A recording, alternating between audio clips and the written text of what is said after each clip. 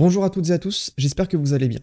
Dans cette vidéo, je vais vous parler un petit peu de ce qu'on pourrait faire en crypto quand on s'ennuie en bear market, puisque effectivement cette période actuelle est vraiment très ennuyante. Il se passe pas grand chose, le marché est plat, on a de la construction derrière certains projets et justement on va y revenir dans cette vidéo. Petit rappel avant de commencer, mais le bear market c'est là où on gagne le plus d'argent, c'est là où on achète les cryptos au prix le plus bas, c'est là où on peut rencontrer les gens qui sont le plus investis dans l'écosystème et qui sont là réellement parce qu'ils ont des vraies convictions et non pas parce qu'ils veulent juste surfer sur les différentes hypes qu'il y a pendant un bull market. Par conséquent, c'est peut-être le meilleur moment pour s'intéresser en fait à la crypto et c'est peut-être le meilleur moment tout court pour apprendre, étudier, créer des nouvelles choses et on va y revenir. Selon moi, la première chose qu'on doit faire quand on est dans les cryptos et qu'on s'ennuie, c'est farmer des airdrops, tout simplement. Parce que c'est ce qui va vous faire gagner de l'argent gratuitement, entre guillemets, même si c'est pas sûr, vous n'êtes pas sûr d'obtenir des airdrops. Vous avez sur certains projets une probabilité élevée de recevoir des tokens gratuitement. Si je reprends les critères qui ont fait l'airdrop d'Arbitrum, qui était ceci, et donc vous voyez que par nombre de quêtes que vous avez fait, vous avez eu ce nombre d'allocations là en ARB, qui aujourd'hui vaut quand même à peu près 80 centimes, si je dis pas de bêtises au moment où je tourne la vidéo, ce qui fait quand même pas mal d'argent. Farmer les airdrops, c'est quelque chose qui prend du temps, c'est ce qui se fait sur la durée, comme vous pouvez le voir. Il fallait par exemple ici faire des transactions pendant 2 mois distincts, 6 mois distincts ou 9 mois distincts. C'était 3 critères différents, mais voilà, ça se fait sur le long terme aussi. Pareil, il fallait, pour avoir le maximum de critères, avoir conduit des transactions avoir conduit plus de 100 transactions avec 100 différents smart contracts, ce qui prend du temps. Donc voilà, farmer les airdrops, ça peut être une bonne idée quand on s'ennuie. Exemple de projets qui sont potentiellement à farmer pour le moment, on a Layer 0, qui n'a pas encore de token et qui en aura certainement un dans le futur. On a aussi Starknet, qui est sûr d'avoir un token dans le futur. Ça a été dit, il y a des études notamment de Bravos Wallet qui ont révélé qu'il y allait avoir un token, c'est sûr à 100%. Et même dans l'utilisation et la décentralisation du réseau, ça va être nécessaire, donc on est sûr qu'il y aura un token. Qui dit token dit peut-être airdrop pour créer une hype, parce que comme je l'avais dit dans la première vidéo de la chaîne, un airdrop c'est utile aussi pour les projets, non pas que pour les utilisateurs, même si évidemment on est content de recevoir de l'argent gratuit. Donc Starknet vont potentiellement faire un airdrop, c'est pas sûr, certains disent que oui, certains disent que non, même s'il y a plus de possibilités que oui selon moi, puisque l'airdrop c'est quelque chose qui reste, qui plaît à la communauté, qui attire beaucoup de fonds sur la blockchain, donc il n'est pas impossible que Starknet fasse un airdrop. Donc voilà, je vous encourage à aller explorer l'écosystème si vous le voulez, qui est pour moi l'un des meilleurs écosystèmes que j'ai connus dans les cryptos. Et le troisième projet que je vais citer en exemple ici, c'est ZK Syncera, qui pour la décentralisation aura aussi un token. Ça a été dit, enfin, ce qui a été dit par l'un des cofondateurs de ZK Sync, c'est que le token était quelque chose de très intéressant pour un projet quand on parlait de décentralisation, qui sous-entend donc qu'ils auront un token dans le futur. Et aussi quelque chose qu'ils ont dit, si je dis pas de bêtises, c'est que 66% de la supply des tokens, donc 66% de tous les tokens seront distribués à la communauté. Donc soit par un airdrop, soit par différentes incentives, que ce soit pour les projets construits ou pour les utilisateurs. Donc voilà, je vous encourage à aller faire des activités sur ces différents réseaux, à faire vos propres recherches, à essayer voilà, de vous impliquer dans ces derniers pour potentiellement être éligible à un airdrop. Je vous ai parlé de ces 3 projets, pourquoi? Parce que, comme je vous ai dit, ça prend du temps de farmer les airdrops, c'est quelque chose d'assez fastidieux à répéter, c'est très chronophage, donc la meilleure chose, je pense, à faire pour farmer les airdrops, c'est choisir les projets qu'on veut farmer, et ne pas se disperser sur tout et n'importe quoi, sur tout ce qu'on peut voir sur Twitter, parce que oui, si on recherche des airdrops sur Twitter, on va avoir des milliers de projets, mais qui ne vaudront rien en réalité.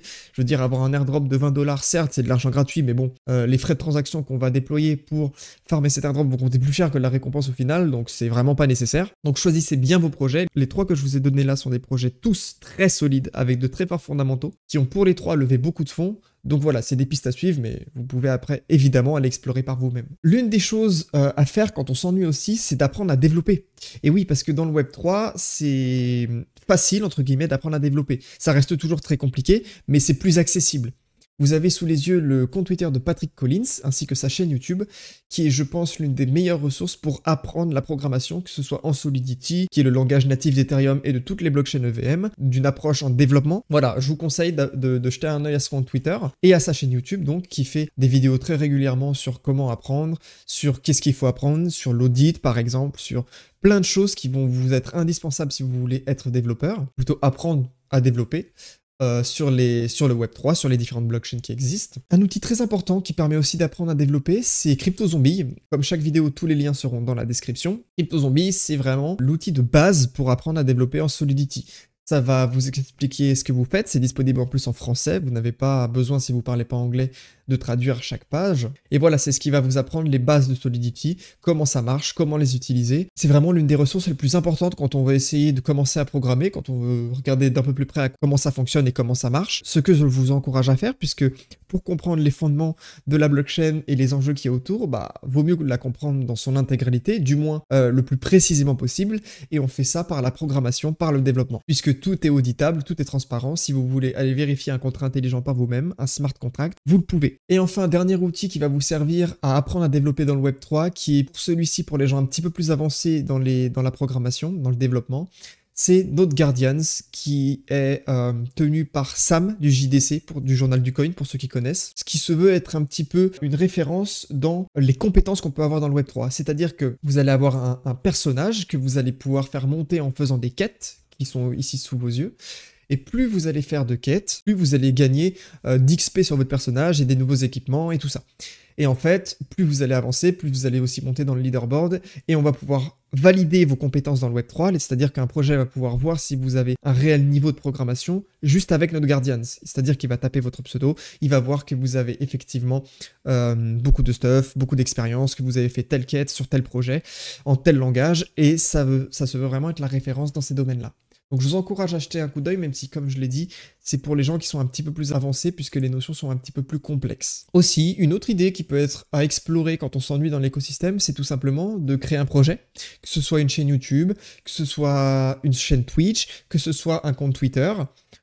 Tout ça, bah justement, ça va vous permettre d'explorer, de créer une communauté aussi, de discuter avec des gens, ce qui est plutôt cool dans l'écosystème, et ce qui va vous faire passer le temps. Si je prends l'exemple de ce compte-là, Cryptomage, qui est un gars que je regarde pas mal pour les airdrops notamment, bah voilà, il a sa chaîne YouTube, il s'est aussi lancé dans Twitter récemment, où il fait des tweets plutôt détaillés et plutôt honnêtes, j'ai envie de dire, ce qui est rare dans l'écosystème, et qui voilà, donne tout sur sa chaîne YouTube, fait pas mal de vidéos par semaine, je vous encourage à aller voir, le contenu est vraiment bon autour des airdrops, et en plus, on a aujourd'hui l'IA, l'intelligence artificielle, qui facilite grandement l'accès à ces activités, que ce soit la chaîne YouTube. Les miniatures peuvent être faites par Midjourney par exemple.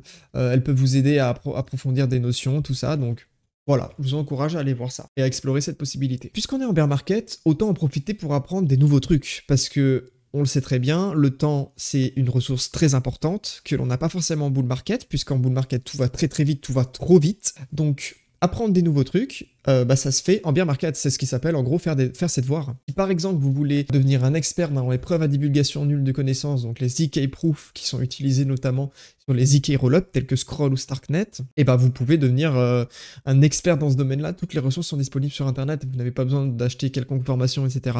Certes, il faut parler anglais, là par contre c'est nécessaire puisque c'est quand même un domaine qui est très niche et qui par conséquent se fait en anglais. Mais voilà, je vous encourage aussi à explorer de nouvelles notions, à utiliser ChatGPT qui va vous vulgariser et vous résumer ce qui pourrait être très compliqué à comprendre de base. Par contre, il est vrai qu'il faut être un minimum passionné et surtout très discipliné. C'est-à-dire que voilà, faut pas regarder une fois de temps en temps et se dire qu'on va devenir expert. Non, il faut choisir son domaine, bosser ce domaine-là, devenir expert dans ce domaine, créer justement un compte Twitter autour de ce domaine-là pour vulgariser, expliquer à ceux qui n'ont pas forcément envie d'être experts mais qui ont envie de comprendre quand même qu'est-ce qu'il y a dessous. Voilà, je vous donne des idées, après c'est à vous de les mettre en application. Dans cette catégorie, on peut rajouter aussi l'apprentissage de compétences qui sont même hors crypto, notamment l'anglais, qui vous sera indispensable quand vous voulez commencer à creuser un petit peu.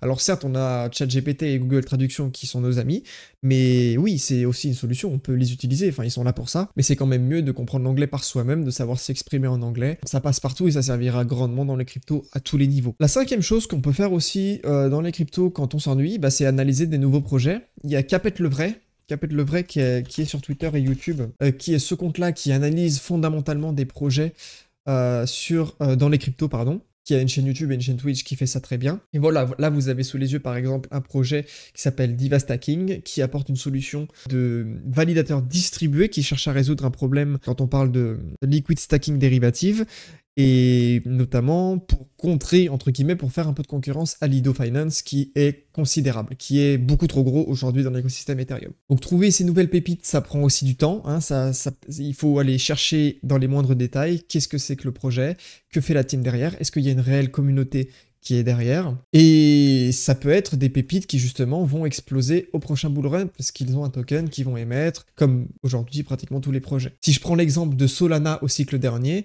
certains ont pu le choper à 5 $, Et quand on sait qu'il a atteint les 120 et voire plus les 200 $, ouais, ça fait un sacré multiplicateur quand même. Ce qui est important, c'est de trouver justement des projets qui sont solides et qui vont être résilients, qui ne tomberont pas du jour au lendemain, parce qu'on en a vu des centaines qui du jour au lendemain ne valaient plus rien. Ça existe et c'est même ce qui se passe le plus souvent. Et avec un token réellement utile, parce que oui, s'exposer financièrement à un projet, ça veut dire acheter le token. On n'a pas le choix, c'est comme ça.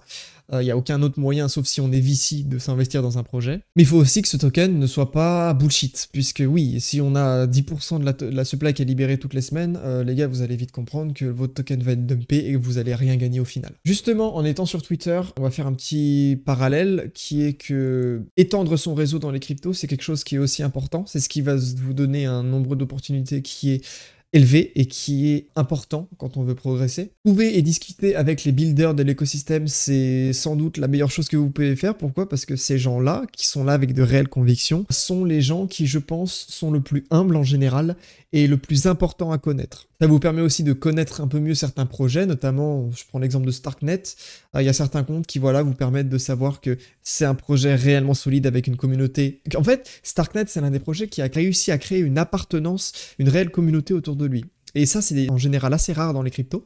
C'est pour ça que c'est un projet qui, moi, m'intéresse particulièrement. Mais voilà, essayez de trouver du monde sérieux. Suivez les devs, les développeurs sur Twitter. C'est souvent eux qui connaissent le mieux leur sujet, puisque c'est eux qui le créent eux-mêmes. Et puis, je vous le rappelle, mais ceux qui sont encore là aujourd'hui dans les cryptos, alors que y a beaucoup moins de hype, hein, on va pas se mentir, bah, c'est souvent ceux qui ont le plus de conviction et le plus de choses intéressantes à dire et qui apprennent aussi. Donc voilà, ils sont réellement motivés. Ils sont pas là juste pour faire de l'argent, ce qui est quand même pas mal utile quand on veut se créer un réseau de gens fiable. Et enfin, dernière catégorie que j'ai placée dans cette vidéo, bah, c'est tout simplement acheter des cryptos. Alors c'est pas un conseil d'investissement, mais quand tout est plutôt plat et qu'il se passe pas grand chose, ça peut être un bon moment pour commencer son DCA ou pour appliquer son DCA, c'est-à-dire que voilà, son dollar cost average, on achète un petit peu tous les mois, toutes les semaines, des petites sommes pour équilibrer à chaque fois son prix d'entrée et pas subir les fortes variations de marché. Et on va pas se mentir, enfin on est aussi sur le marché crypto pour ça, pour acheter des cryptos, pour investir dans certaines crypto-monnaies.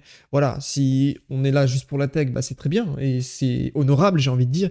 Mais bon, si on peut gagner de l'argent, bah c'est pas trop mal aussi, quoi. Je vous mets deux outils à l'écran qui peuvent vous permettre d'acheter des cryptos sans faire de KYC. Enfin, mon pèlerin vous permet de ne pas faire de KYC, même si sur Monerium, vous aurez besoin de faire un KYC, mais vous n'avez pas de frais sur Monerium. Donc voilà, je vous encourage à explorer ces deux projets-là que j'avais déjà mentionnés dans une précédente vidéo, même dans deux si je dis pas de bêtises. Et voilà, enfin, on peut voir qu'historiquement, les périodes où c'était plutôt plat, comme ici, voilà, et bah ça donne lieu à souvent des remontées qui sont plutôt pas mal. Ici, voilà, 300%, et quand on prend le bull run de 2020-2021, c'était plutôt plat, on est sur du 800-700% pour Bitcoin. Pour les autres actifs, c'est encore plus. Voilà, si je prends Ethereum par exemple, si on prend la phase plate du marché, même qu'on la prend pas au point le plus bas, on est sur du 2300% les gars, enfin 2000% si on prend un petit peu plus bas, ça va. En vrai, 2300%, c'est pas mal quand même. Donc voilà, je vous le rappelle, petite phrase qu'on a l'habitude de répéter dans l'écosystème, mais ceux qui achètent maintenant seront traités de chanceux dans les années qui suivent. Je vous encourage encore à faire vos propres recherches. Je vous ai donné certaines pistes à explorer, mais ça fait pas tout. Faut aussi s'investir personnellement pour en apprendre un petit peu plus et essayer de trouver voilà, des projets qui sont fiables et des opportunités à saisir. J'espère que cette vidéo vous a plu. Si c'est le cas, bah, n'hésitez pas à vous abonner et à liker cette vidéo. Ça me ferait plaisir et ça donne de la force pour en faire plus. Je vous dis à bientôt pour une prochaine vidéo. Prenez soin de vous. Ciao, ciao.